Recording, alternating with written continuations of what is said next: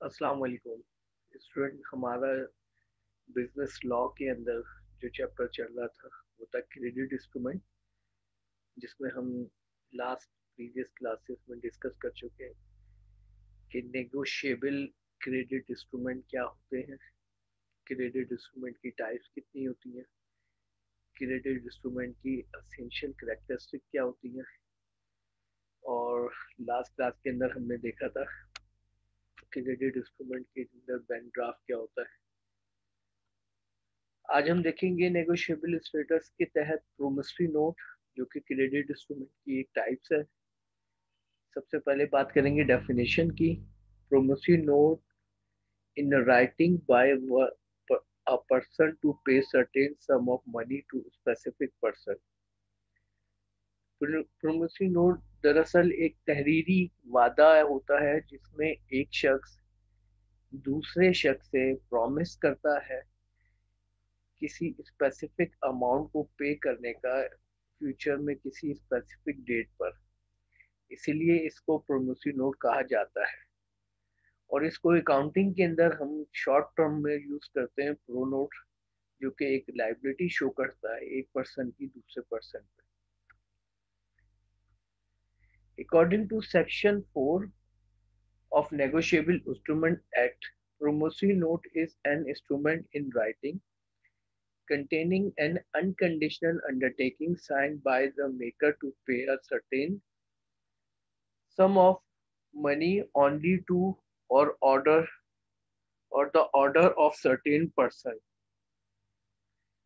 Law में section 4 एलुस्ट्रेट करता है कि नेगोशिएबल इंस्ट्रूमेंट एक्ट के तहत प्रोमिसरी नोट जो है एक ऐसा इंस्ट्रूमेंट है जो कि तहरीरी तौर पर और अनकंडीशनल अंडरटेकिंग होती है, जिसपे इसको बनाने वाला साइन करता है।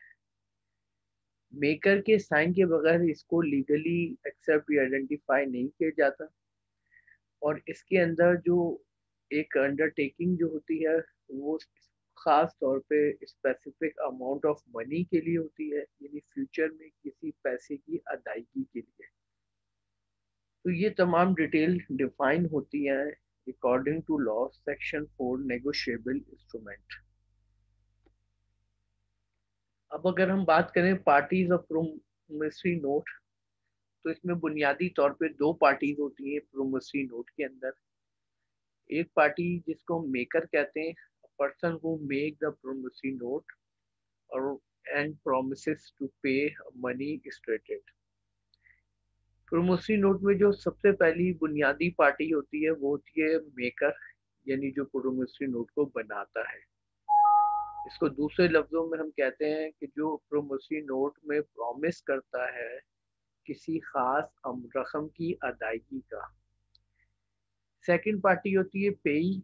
पेई हम कहते हैं person to whom the amount of promissory note is payable, to whom the promise to pay is made. Second party इसमें वो होती है जो कि पेई, जिसको हम सेकंड पार्टी पेई कहते हैं। और पेई कौन है? जो कि प्रोमिसरी नोट को पेबल होता है और जो प्रॉमिस करता है फ्यूचर में रकम की अदायगी का।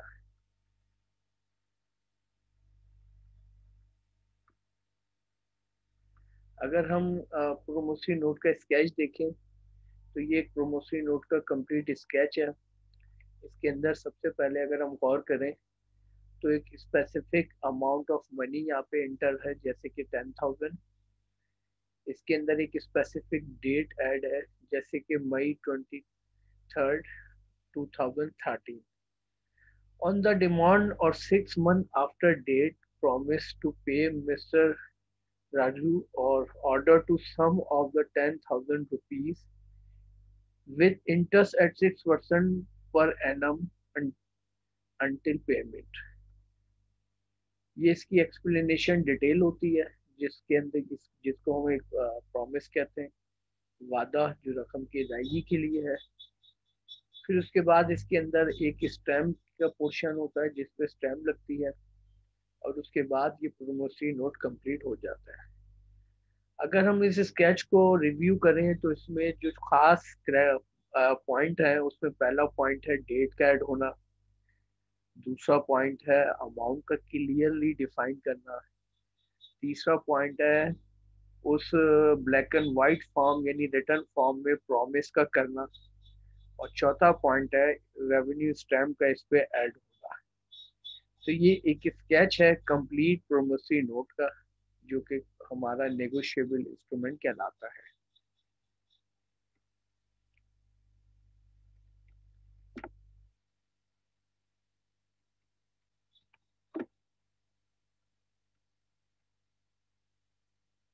अगर हम बात करें असेंशियल्स ऑफ प्रोमिसरी नोट के, असेंशियल ऑफ प्रोमिसरी नोट क्या होती है या future of pro note, futures क्या है प्रो नोट्स के, तो इसके अंदर सबसे पहले है it must be in writing. Promissory note orally नहीं, इसका तहरीरी तौर पे ब्लैक एंड व्हाइट फॉर्म में होना बहुत जरूरी है, ताकि इसको एविडेंस के तौर पे फ्यूचर में रिकग्नाइज किया जा सके। द मेकर मस्ट साइन, इसका बनाने वाला जो इस प्रोमिसरी नोट के पार्टीज है उसका साइन होना बहुत जरूरी होता है। It must be contain N express promise.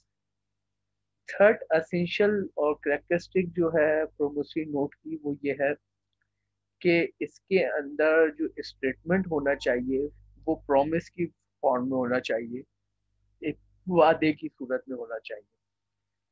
Fourth, payment must be in legal money only, और पेमेंट जो है वो लीगली तौर पर रकम की होनी चाहिए जो कि फ्यूचर में अदा करी जाएगी। मेकर मस्ट बी सर्टेन, जो पार्टी है प्रोमिसरी नोट की जो जिसको हम मेकर कहते हैं उसका स्पेसिफिक एग्जिस्टिंग पर्सनैलिटी होना, सर्टेन होना बहुत जरूरी है, यानी वो आर्टिफिशियल ना हो। सिक्स, पेई मस्ट बी सर्टेन, जो सेकंड पार्टी है प्रोमिसरी नोट की जिसको हम पेई कहते हैं इसका भी सर्टेन होना यानी एग्जिस्ट करना बहुत जरूरी है। Seven, sum payable must be certain, और जो पेबल हो सम यानी रुपीज या रकम वो भी जो है सर्टेन होनी चाहिए, काउंटेबल होनी चाहिए। बैंक नोट और currency note is not a pro note, ये जो हमारे बैंक्स नोट होते हैं या करेंसी नोट्स होते हैं जो कि ट्रेड की मुख्तलिफ डायमेंशन में यूज होते हैं, इनको हम प्रो नोट में शामिल नहीं करते, क्योंकि प्रोमिसरी नोट के अंदर पेई और मेकर का होना जरूरी होता है। Nine, promise must be unconditional, promissory note में जो वादा किया जा रहा है एक पार्टी की तरफ से दूसरी पार्टी को, वो उस वादे का अनकंडीशनल होना बहुत जरूरी है, यानी इसके साथ किसी कंडीशन को ऐड नहीं किया जा सकता। यहाँ पर एक केस को हम फोकस कर सकते हैं एज एग्जांपल कि pro note case analysis, just like a check is bounced when then we can file the criminal case under the section act 190 138. Can it be possible to the same if person who hold the promissory note demanded the money to borrower and failed to do so, then can we file criminal case against them? ये एक सवाल है कि अगर check की तरह promissory note जो अपनी एक्चुअल डेट जो उसकी मेच्योरिटी डेट है उस पर जिस पार्टी ने वादा किया है उसकी रकम की अदायगी का, और वो उस रकम की अदायगी करने से कासिर हो, अदायगी ना करे, तो जिस तरह हम चेक में लीगली एक्शन लेते हैं क्या प्रोमिसरी नोट में एक्शन ले सकते हैं? I gave some money to a friend who was in need of money. I got in return 100 rupees promissory note to return to the money with interest. The promissory note is neutralized. Deposit, I sent the repetitive demand to the return of my money. Borrower didn't respond. Fill the money recovery suits in the court. but there he is not responding to court notice. There are three notice sent, but no response. I do see this friend in the city, but he is not giving any response. Promotion note is in time limit. तो यहाँ पर जो हमें एक condition दिखाई जा रही है जिसमें प्रोमोशनरी नोट के तहत किए गए वादे की रकम की अदायगी से अगर एक पार्टी नेगलेक्ट करती है, इग्नोर करती है, तो उसके लिए लीगली कंसिडरेशन क्या क्या है, what action court can take, court उसके अगेंस्ट क्या एक्शन ले सकती है, what will be the best way to find about his property details and income records, हम क्या क्या उसकी प्रॉपर्टी डिटेल्स, उसके नाम पे प्रॉपर्टी क्या क्या है और उसकी इनकम के रिकॉर्ड्स के उसकी रेवेन्यू क्या क्या है. So I want to check whether I can file criminal case or not returning the money, breach of trust act. If I able to file criminal case, then will it affect the money recovery suit too? तो ये case के जरिए हम देख सकते हैं कि जो क्वेश्चन अराइज होते हैं कि अगर प्रोमिसरी नोट के तहत एक पार्टी दूसरी पार्टी को फ्यूचर में जो उसने वादा किया था रकम की अदायगी का ना दे, तो क्या क्या वो लीगल कंसिडरेशंस हो सकती है जो हमें लेनी पड़ेगी और वो क्या क्या उसकी फॉर्मेलिटीज हैं जिनको हमें फोकस करना जरूरी है. Now come to words another credit instrument, negotiable credit instrument जिसको हम कहते हैं bill of exchange. Bill of exchange draft were use for criminal draft were used for commercial transaction in early probably Egypt and Rome. Bill of exchange also termed as money draft. It can be used in both in domestic and foreign trade and also can be discounted. Bill of exchange जो है एक ऐसा credit instrument है जो कि हम normally trade के अंदर इस्तेमाल करते हैं, चाहे वो ट्रेड इंटरनेशनल हो चाहे वो ट्रेड डोमेस्टिक हो. दोनों ट्रेड के अंदर हम इस बिल ऑफ एक्सचेंज को फ्रीक्वेंटली यूटिलाइज करते हैं और आज के इंटरनेशनल ट्रेड के दौर में ये आइडियल मोड ऑफ पेमेंट है जिसमें दो पार्टी जो डिफरेंट कंट्री से बिलोंग करती हैं वो एक दूसरे के साथ विद ट्रस्ट फ्रीक्वेंटली ट्रेड को एग्जीक्यूट करती हैं और इस तरह एक सिक्योर पेमेंट की ट्रांजैक्शन को पॉसिबल बनाया जा सकता है. बिल ऑफ एक्सचेंज को डिस्काउंट भी कराया जा सकता है और डिस्काउंट से मुराद है बिल ऑफ एक्सचेंज क्या है कि बिल ऑफ एक्सचेंज पे जो फ्यूचर में स्पेसिफिक डेट जिस पे उसको मेच्योर होना है उस पर रकम की अदायगी है, अगर बिल ऑफ एक्सचेंज का होल्डर जिसके पास बिल ऑफ एक्सचेंज फिजिकली मौजूद है वो उसकी अदायगी बिफोर डेट अपनी डेट से पहले हासिल करना चाहे तो वो in the shape of discounting bill of exchange यानी बिल ऑफ एक्सचेंज को डिस्काउंट कराने की सूरत में बैंक से अपनी रकम को हासिल कर सकता है. इस प्रोसेस को हम कहते हैं डिस्काउंटेड बिल ऑफ एक्सचेंज, यानी बैंक उस बिल ऑफ एक्सचेंज पे ऐड रकम में से इंटरेस्ट को डिडक्ट करके उस बिल ऑफ एक्सचेंज होल्डर को उसकी रकम की अदायगी कर देता है. ये प्रोसेस हमारा कहलाता है discounting of bill of exchange.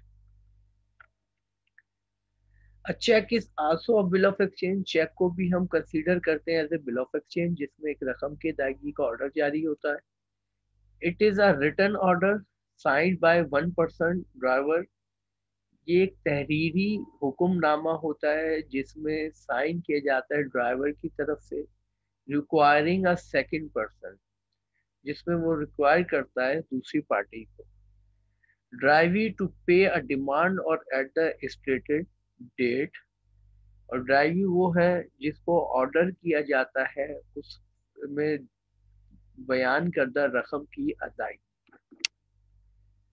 Bill of exchange का अगर हम स्केच देखें कि बिल ऑफ एक्सचेंज होता किस फॉर्म में किस शक्ल में, तो हम देख सकते हैं कि इसके अंदर बिल ऑफ एक्सचेंज की जो खास खास स्टेटमेंट है, जो कैरेक्टरिस्टिक्स हैं, जो पॉइंट्स हैं, उसमें एक पोर्शन है स्टैम्प का जिसपे स्टैम्प रेवेन्यू स्टैम्प का दर्ज होना बहुत ज़रूरी है.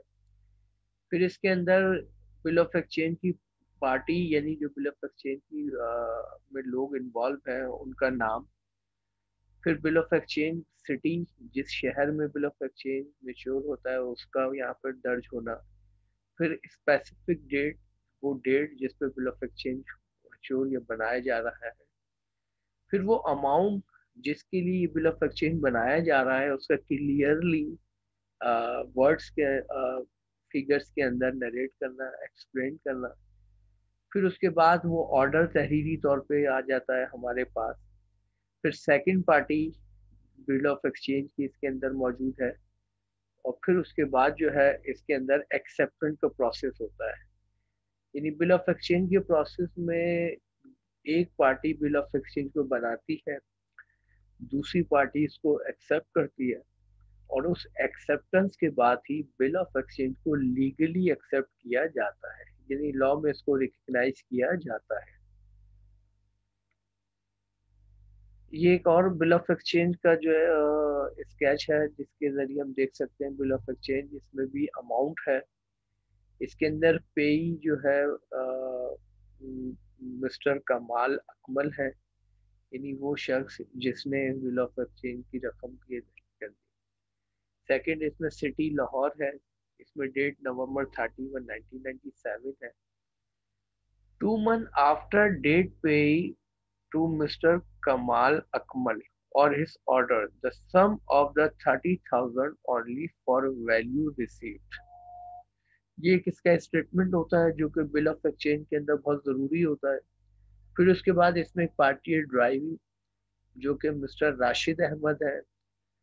उसके बाद इसके अंदर ड्राइवर जो कि मिस्टर हाजिर हामिद जफर है। तो बिल ऑफ एक्सचेंज के अंदर बुनियादी तौर पे तीन पार्टीज होती हैं।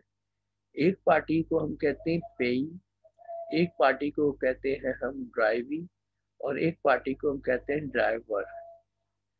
तो ये वो तीन पार्टीज होती हैं जिनके बुनियाद पर बिल ऑफ एक्सचेंज को कंप्लीट किया जाता है। यहाँ पर हम डिटेल में देखेंगे कि ये parties of bill of exchange की जो डेफिनेशन है वो क्या है।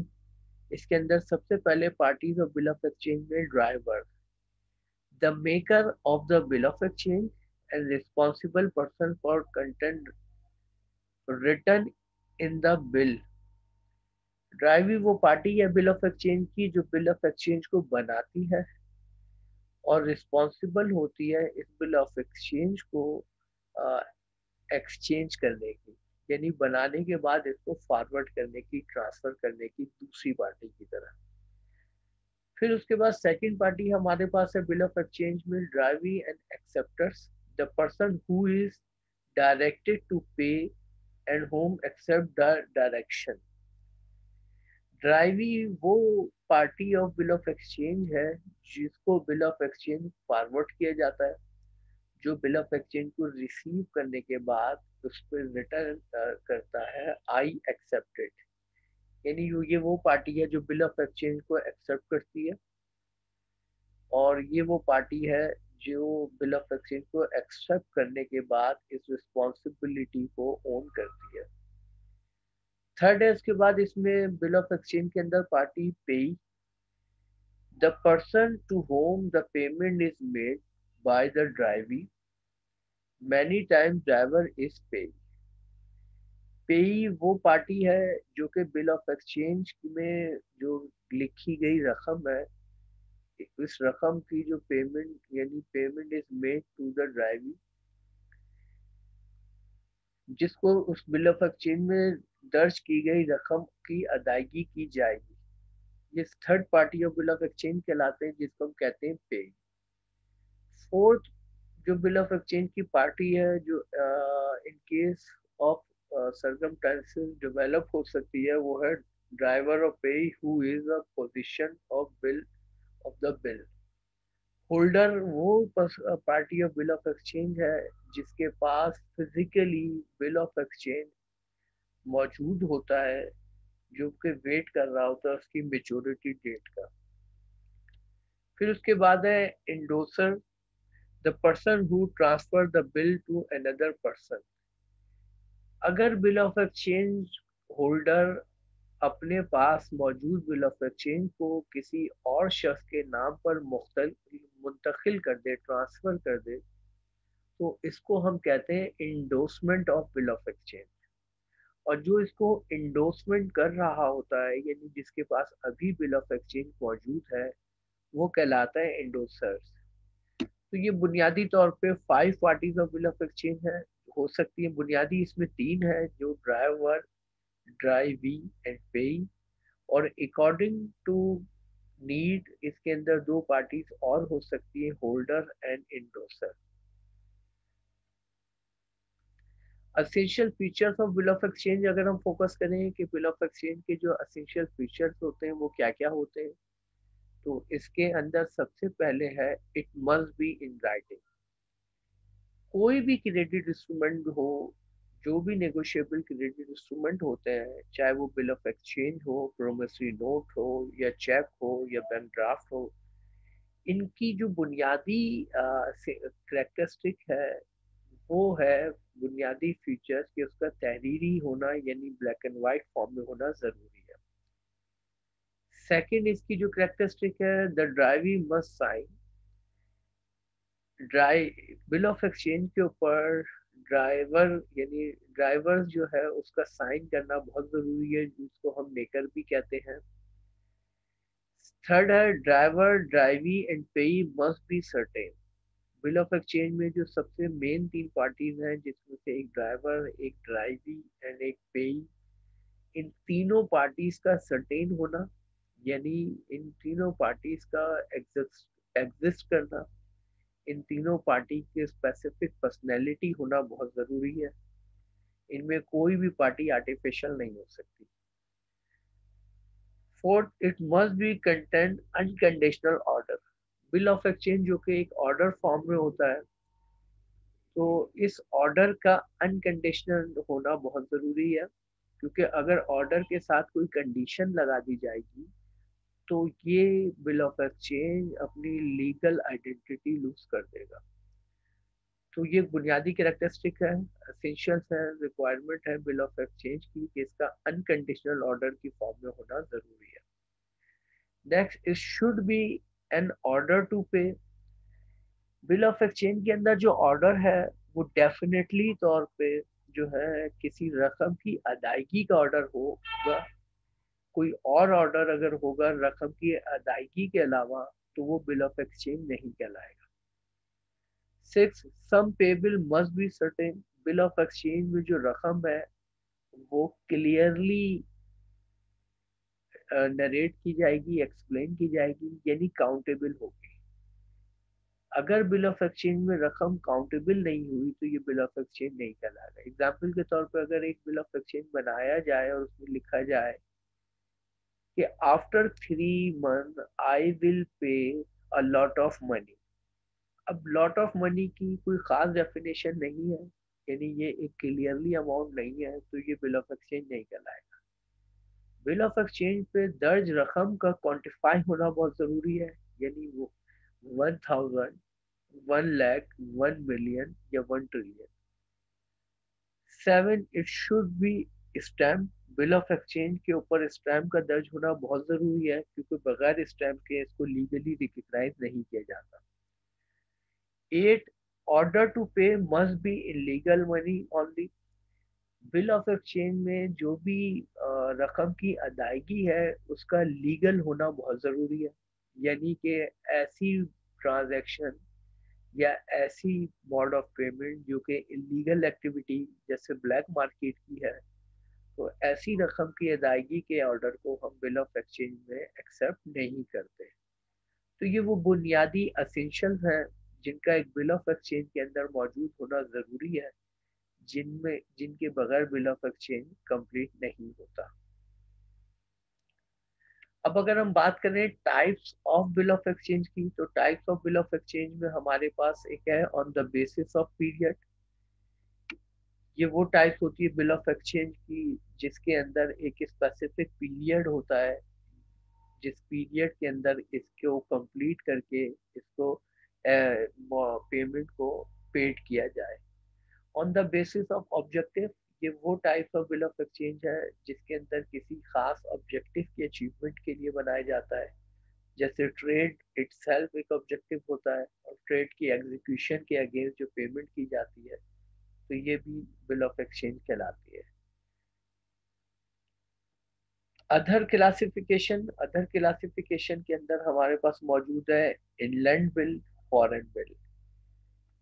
अदर क्लासिफिकेशन में जो हमारे पास इनलैंड बिल होता है, ये वो बिल होता है जो कि विद इन अ कंट्री, यदि सेलर और बायर एक ही मुल्क में मौजूद है और इन दो पार्टीज के दरमियान जो बिल ऑफ एक्सचेंज एग्जीक्यूट किया जा रहा है, इस बिल ऑफ एक्सचेंज को हम कहेंगे inland bill.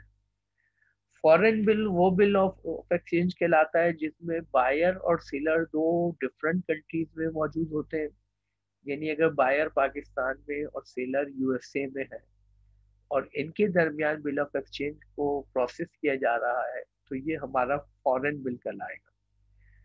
On the basis of objective में हमारे पास एक है ट्रेड ऑब्जेक्टिव, यानी तिजारत में होने वाले बिल ऑफ एक्सचेंज। ये वो बिल ऑफ एक्सचेंज होते हैं जो कि ट्रेड में होने वाली ट्रांजैक्शन की पेमेंट के लिए किए जाते हैं। ये हमारे कहलाते हैं on the basis of objective trade bills. Second एक बिल ऑफ एक्सचेंज की जो बाय ऑब्जेक्टिव टाइप्स है वो है एकोमोडेशन बिल्स। बुनियादी तौर पे ये वो बिल ऑफ एक्सचेंज की टाइप्स है जो ट्रेड में इस्तेमाल नहीं होती, बल्कि दो पार्टी एक दूसरे की जब अकॉर्डिंग टू नीड हेल्प करना चाहती है, जब एक पार्टी दूसरी पार्टी को सपोर्ट करना चाहती है, तो उनके दरमियान में ये कंप्लीट होने वाले प्रोसेस को हम एकोमोडेशन बिल कहते हैं। इसको अगर थोड़ा सा हम डिटेल में फोकस करें तो एक पार्टी मिस्टर इमरान, दूसरी पार्टी मिस्टर रिजवान है, और मिस्टर इमरान से 10,000 रुपीज बोरो करना चाहता है, लेकिन मिस्टर रिजवान के पास 10,000 रुपीज नहीं है। तो मिस्टर इमरान से ये रिक्वेस्ट करता है कि आप बजाय मुझसे 10,000 डिमांड करने के, आप मेरे नाम पे 10,000 का बिल ऑफ एक्सचेंज बनाए, जिस बिल ऑफ एक्सचेंज को मैं एक्सेप्ट करूंगा और साइन करूंगा, और आप उस बिल ऑफ एक्सचेंज को डिस्काउंट करा के रकम हासिल कर लें। फिर मिस्टर इमरान उस बिल ऑफ एक्सचेंज को प्रोसेस करके रिजवान से एक्सेप्ट करा के उस रकम को हासिल कर लेता है। और आफ्टर 3 मंथ जब maturity of bill of exchange आती है, तो वो बिल ऑफ एक्सचेंज का होल्डर, यानी अगर बैंक से उसको डिस्काउंट कराया गया है, तो जब बैंक मिस्टर रिजवान से डिमांड करेगा बिल ऑफ एक्सचेंज की पेमेंट की, तो मिस्टर रिजवान मिस्टर इमरान से पैसे लेके उसकी पेमेंट कर देंगे। ये वो प्रोसेस है जिसके अंदर दोनों पार्टीज को फायदा होता है। यानी एक वो पार्टी जिसको पैसे की जरूरत थी, उनकी नीड्स फुलफिल हो गई।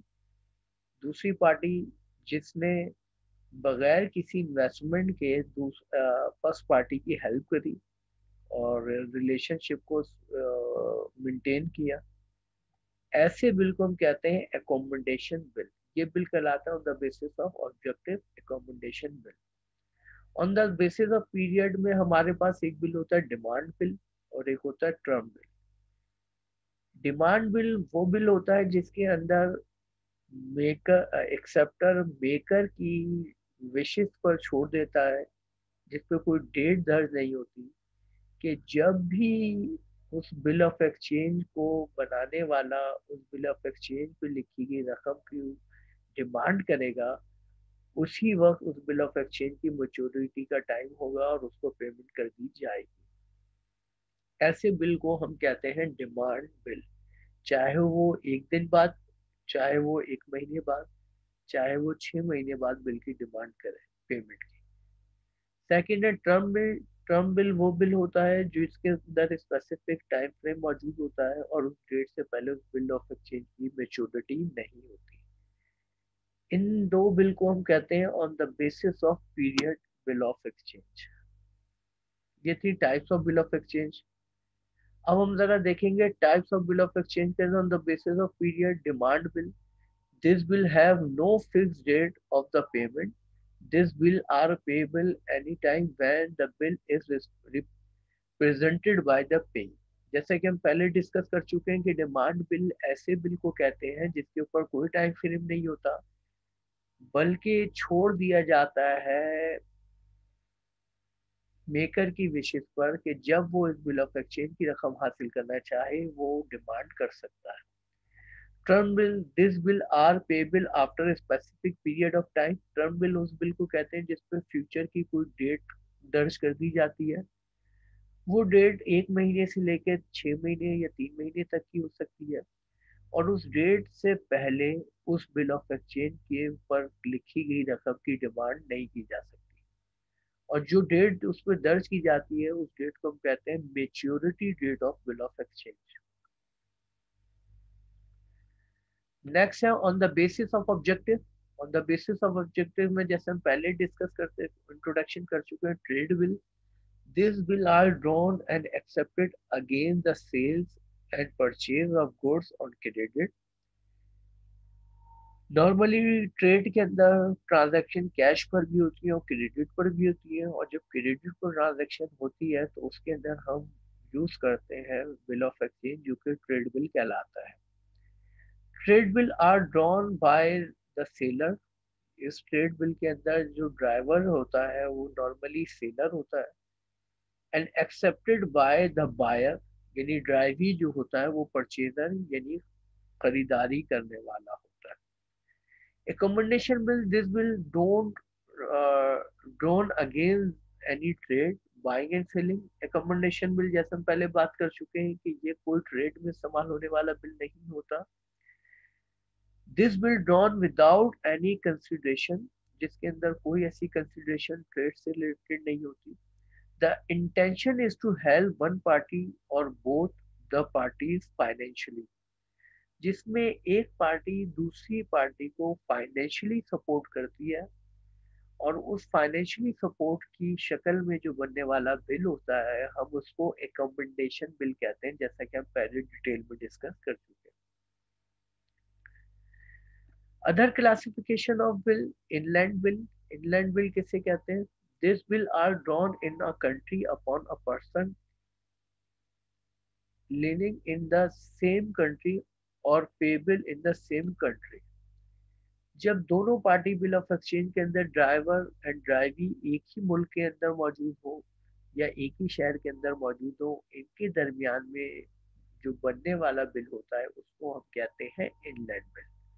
All parties involve in the bill result in the same country. इसमें जितनी भी पार्टीज इन्वॉल्व होती हैं वो एक ही कंट्री में रहती है।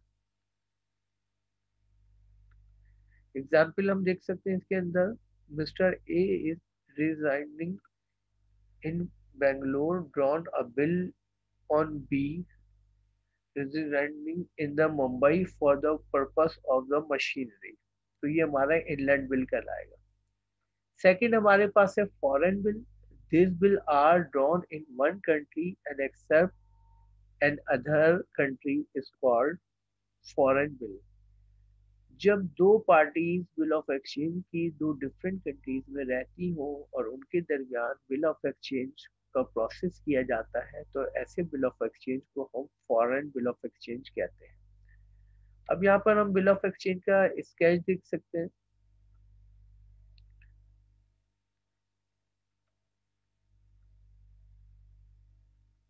इनके दरमियान में बनने वाला बिल ऑफ एक्सचेंज जिसके अंदर जो है डेट, टाइम, करेंसी यानी फिगर्स इन मनी, इनका होना बहुत जरूरी है।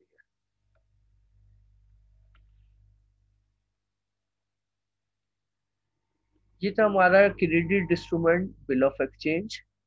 अब हमारा जो थर्ड क्रेडिट इंस्ट्रूमेंट है उसको हम कहते हैं चेक। चेक की अगर हम बात करें, according to the section 6 of Negotiable Instrument Act 1981, a check is a bill of exchange drawn on a specific banker and not expressed to be payable otherwise than on demand। Cheque से related जो हमारे पास section 6 मौजूद है जो कि explain करता है negotiable instrument act 1981। Check जो है एक ऐसा बिल ऑफ एक्सचेंज है जिसके अंदर एक स्पेसिफिक मेकर होता है और जो कि डिमांड करता है किसी स्पेसिफिक अमाउंट की। In simple words, check is a bill of exchange drawn on the banker payable on demand. Cheque एक ऐसा बिल ऑफ एक्सचेंज है, एक ऐसा ऑर्डर है जिसमें एक पार्टी फाइनेंशियल इंस्टीट्यूशन यानी बैंक को ऑर्डर जारी करती है स्पेसिफिक रकम की अदायगी का। ऐसे ऑर्डर को हम कहते हैं चेक। अब अगर हम पार्टीज टू अ चेक देखें कि कौन कौन सी पार्टी चेक में मौजूद होती है, इसमें पहली है drawer who draws the cheque. आमतौर पे ये अकाउंट होल्डर होता है, जो किसी बैंक का अकाउंट होल्डर होता है, और जो चेक को बनाता है इसको हम कहते हैं drawer. Second, drawee on whom cheque is drawn always banker is drawee. Drawee वो पर्सन है जिसके नाम पे चेक बनाया जाता है, और ये ऑलवेज जो है बैंक यानी फाइनेंशियल इंस्टीट्यूशन होता है। Payee who receive money through out cheque whose name is written on it. Payee वो होता है जो फिजिकली चेक होल्डर होता है, जिसको उस रकम की अदायगी करनी होती है, वो पेई कहलाता है, या जिसका नाम उस चेक के ऊपर दर्ज कर दिया जाता है। Holder who is entitled in his own name to the possession of the instrument। Holder वो होता है जो कि चेक होल्डर यानी जिसके पास फिजिकली चेक मौजूद होता है, जो टाइटल होता है, जिसका उसके ऊपर नाम मौजूद होता है, उस जिसको पेमेंट की जाती है। फीचर्स ऑफ चेक, अगर हम चेक के फीचर्स की बात करें तो इसमें सबसे पहला है it must be signed by the drawer. Cheque उस वक्त तक कंप्लीट नहीं होता जब तक उसके ऊपर उसके बनाने वाला साइन ना कर दे। तो चेक के अंदर जो सबसे अहम फीचर है वो है signature of drawer. Second, it must be contain an unconditional order. Cheque के जरिए जो ऑर्डर जारी किया जा रहा है बैंक को, इसका भी अनकंडीशनल होना बहुत जरूरी है। यानी चेक के साथ हम कोई कंडीशन ऐड नहीं कर सकते। Third, order to be a specific banker. इसके अंदर जो रकम की अदायगी का ऑर्डर है वो किसी इंडिविजुअल या ग्रुप ऑफ पीपल को नहीं, बल्कि फाइनेंशियल इंस्टीट्यूशन यानी बैंक को जारी किया जाता है रकम की अदायगी का। पेबल ऑन डिमांड, चेक जो है पेबल ऑन डिमांड यानी जैसे ही चेक बैंक को पेश किया जाएगा तो ये बैंक की रिस्पॉन्सिबिलिटी है कि उसकी रकम की अदायगी कर दे। नेक्स्ट फीचर ऑफ चेक है ऑर्डर टू पे सर्टेन सम ऑफ मनी। और चेक के जरिए जो ऑर्डर जारी किया जाएगा वो डेफिनेटली तौर पे किसी स्पेसिफिक सम ऑफ मनी की फॉर्म में होगा, किसी और सूरत में ऑर्डर जारी नहीं किया जाएगा। तो ये थे फीचर्स ऑफ चेक। अब अगर हम बात करें टाइप्स ऑफ चेक की, तो टाइप्स ऑफ चेक में हमारे पास एक है बैरियर चेक, सेकंड है ऑर्डर चेक, थर्ड है अनक्रॉस ओपन चेक, फोर्थ है क्रॉस चेक, फिफ्थ है एंटीडेटेड चेक, नेक्स्ट है post dated check, and last हमारे पास है स्टिल चेक।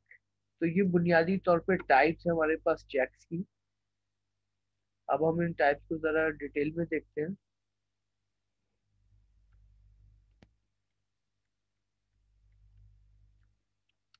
सबसे पहले बैरियर चेक।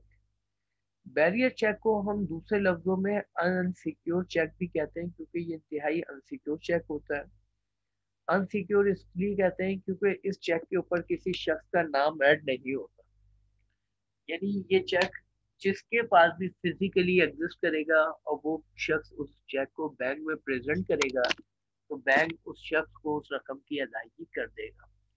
ऐसे चेक को हम बैरियर चेक या अनसिक्योर चेक कहते हैं। अगर हम इस डिटेल देखें, when a cheque include bearer on the face of the cheque which is not cancelled is barrier check। जो भी बैंक चेक बुक जारी करता है उस चेक के ऊपर बैरियर लिखा हुआ होता है, और अगर चेक बनाने वाले ने उस बैरियर को कट नहीं किया तो इसका मकसद ये cheque bearer cheque. Cheque are payable to the specific person और any other who presented it to bank. इस चेक पे लिखे गए ऑर्डर के तहत जो रकम दर्ज की जाएगी उसकी अदायगी हर उस शख्स दी जाएगी जिसके पास ये चेक फिजिकली मौजूद होगा। This type of cheque are associated with risk.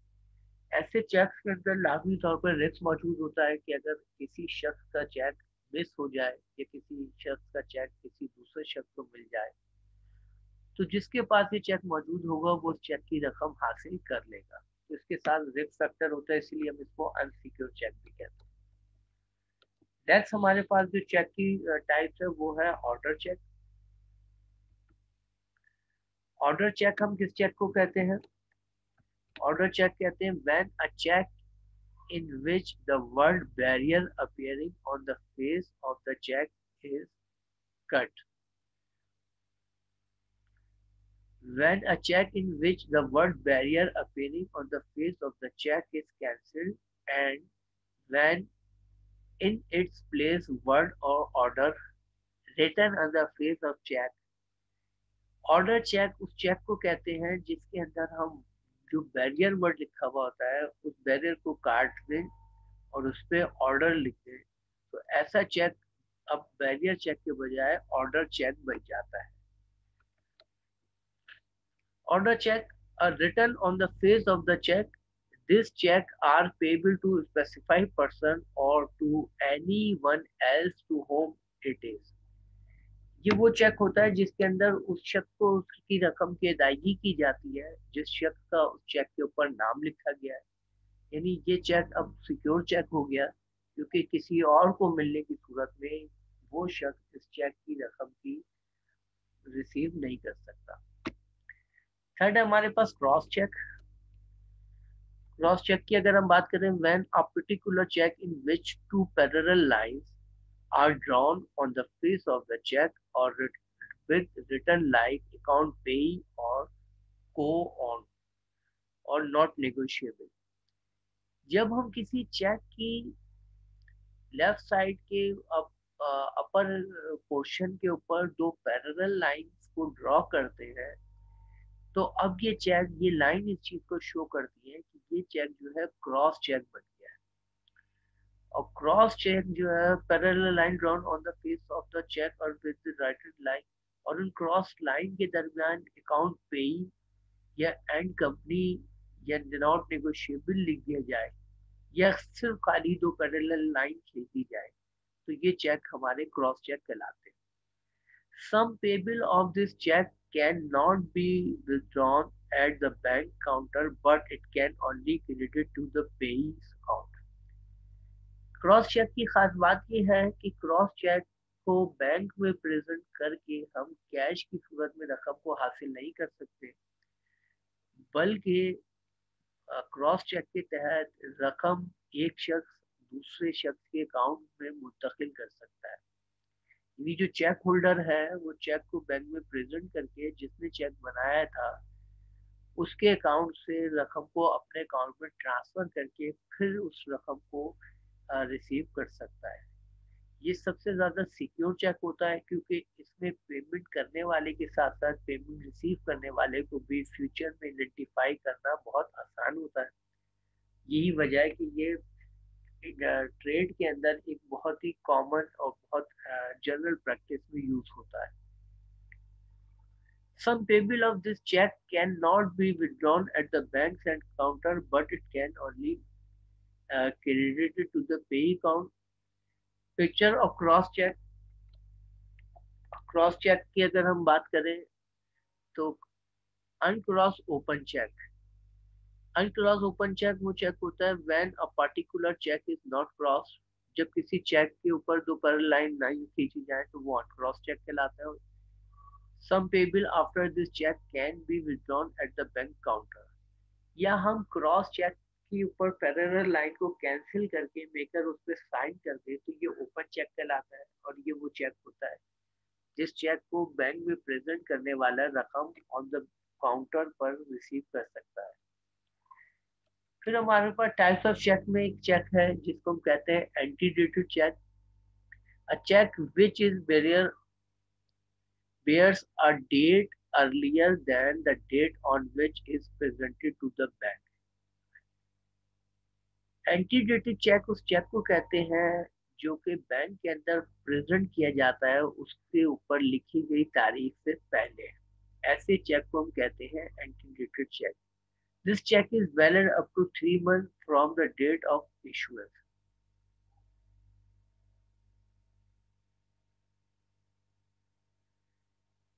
आमतौर पे चेक के ऊपर जो डेट लिखी गई होती है उसकी जो वैलिडिटी होती है वो होती है 3 months की, कि आप 3 months के अंदर उस चेक की रकम को हासिल कर सकते हैं। नेक्स्ट हमारे पास post dated cheque. Post dated cheque को कहते हैं a cheque bearer date which is yet to come, future date is called post dated cheque. Post dated cheque ऐसे चेक को कहते हैं जिसके अंदर एक फ्यूचर डेट होती है। ऐसे चेक को हम कहते हैं पोस्ट डेटेड चेक, यानी जिसकी वेट किया जाता है डेट का।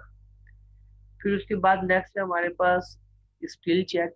स्टिल चेक हम कहते हैं a cheque is presented for the payment after 3 months from the date of issuance. Date is uh, date is called the still check. ऐसा चेक जिसके ऊपर जो डेट लिखी गई थी उस डेट के 3 महीने गुजर जाने के बाद जब इस चेक को बैंक में प्रेजेंट किया जाता है तो इस चेक को कहते हैं stale cheque. Stale cheque will not be paid by the banker. 3 month गुजर जाने के बाद चेक अपनी लीगल आइडेंटिटी मिस कर देता है और हम ऐसे चेक को कानूनी तौर पर बैंक के ऊपर ये कंडीशन लाजिम होती है कि वो उस चेक को एक्सेप्ट यानी उसकी पेमेंट ना करे। अब अगर हम डिफरेंस देखें, differences between the promissory note and bill of exchange, तो हम देख सकते हैं डिफरेंसेस के अंदर प्रोमिसरी नोट और बिल ऑफ एक्सचेंज में एक है बिल ऑफ एक्सचेंज और एक है प्रोमिसरी नोट। तो आज की क्लास को अभी हम यहीं तक रखेंगे, डिफरेंसेस को नेक्स्ट क्लास के अंदर फोकस करेंगे। तो आज अगर हम फोकस करें, हमने जो क्लास को स्टार्ट यहाँ से किया था वो था टाइप्स ऑफ क्रेडिट इंस्ट्रूमेंट। और टाइप्स ऑफ क्रेडिट इंस्ट्रूमेंट में जो main types of credit instrument हमारे पास, उसमें सबसे पहले ही थी हमारे पास प्रोमिसरी नोट। तो हमने देखा था इसके अंदर प्रोमिसरी नोट की डेफिनेशन कि प्रोमिसरी नोट कहते किसे। उसके बाद हमने देखा था प्रोमिसरी नोट के फीचर्स कि प्रोमिसरी नोट के फीचर्स क्या क्या होते हैं। फिर हमने देखे थे प्रोमिसरी नोट्स के अंदर पार्टीज कौन कौन सी इन्वॉल्व होती है। दो बुनियादी तौर पर पार्टीज इन्वॉल्व होती है। फिर हमने देखा था एक स्केच ऑफ प्रोमिसरी नोट कि प्रोमिसरी नोट की शक्ल यानी बनता किस शक्ल का है। फिर हमने देखा था essential features of promissory note, वो क्या क्या एसेंशियल फीचर्स हैं जो कि एक प्रोमिसरी नोट के अंदर मौजूद होना बहुत जरूरी है। तो ये एसेंशियल 9 थे जो कि हमने फोकस किया। फिर हमने देखा प्रो नोट का केस एनालिसिस कि जिस तरह चेक बाउंस होता है, अगर प्रोमिसरी नोट भी पेमेंट की मेच्योरिटी या पेमेंट की अदायगी ना हो सके तो ऐसे में कानून हमें क्या डायरेक्शन फराहम करता है। फिर उसके बाद हमने सेकंड क्रेडिट इंस्ट्रूमेंट देखा बिल ऑफ एक्सचेंज। इसके अंदर हमने इसकी डेफिनेशन देखी कि बिल ऑफ एक्सचेंज कहते किसे। फिर हमने बिल ऑफ एक्सचेंज का एक स्केच देखा कि बिल ऑफ एक्सचेंज किस शक्ल का होता है। फिर हमने देखा बिल ऑफ एक्सचेंज की एक और स्केच जिसके अंदर हमने हाईलाइट किया कि बिल ऑफ एक्सचेंज के अंदर जो पार्टीज होती है उन पार्टीज के जो रोल होते हैं वो क्या क्या होते हैं, पेई, ड्राइवी एंड ड्राइवर। फिर हमने देखा उन पार्टीज की डेफिनेशन कि ड्राइवर किसे कहते हैं, ड्राइवी और एक्सेप्टर किसे कहते हैं, पेई कौन होता है, होल्डर कौन होता है, एंडोसर कौन होता है। फिर हमने देखा essential feature of bill of exchange कि बिल ऑफ एक्सचेंज के एसेंशियल फीचर्स क्या क्या होते हैं। फिर हमने देखी types of bill of exchange जिसके 3 ग्रुप थे, on the basis of period time के लिहाज से bill of exchange, on the basis of objective objective के लिहाज से bill of exchange, other classification यानी इनलैंड और फॉरेन। फिर हमने देखा types of bill of exchange की डिटेल कि क्या क्या इनकी डेफिनेशन और इन क्या क्या इनकी रिस्पॉन्सिबिलिटीज हैं। फिर हमने देखा थर्ड क्रेडिट इंस्ट्रूमेंट जिसको हम कहते हैं चेक। चेक की हमने डेफिनेशन देखी और लॉ का एक्ट 1981 जो इलस्ट्रेट करता है एक्सप्लेनेशन रिगार्डिंग द चेक। फिर हमने देखी चेक्स की पार्टीज के, चेक के अंदर पार्टीज जो है वो कौन कौन सी होती है और उनकी क्या हैसियत होती है। फिर हमने देखा फीचर्स ऑफ चेक, चेक के फीचर्स क्या होते हैं। उसके बाद हमने देखी टाइप्स ऑफ चेक, जो बुनियादी तौर पे हमारे पास जो टाइप्स ऑफ चेक 7 थी, जिसमें एक था बैरियर चेक, जिसको हम अनसिक्योर चेक कहते हैं, ऑर्डर चेक जिसपे किसी चेक का नाम लिख दिया जाता है, क्रॉस चेक जिसपे दो पैरेलल लाइन खींच दी जाती है, इसको हम सिक्योर चेक भी कहते हैं। फिर हमने देखा अनक्रॉस और ओपन चेक, जब क्रॉसिंग को कैंसिल कर दिया जाता है तो वो ओपन चेक बन जाता है। Ante dated cheque, post dated cheque, stale cheque. और यहाँ तक हम आज की क्लास में पहुंचे थे। नेक्स्ट क्लास को हम शुरू करेंगे differences between promissory note and bill of exchange. Allah Hafiz.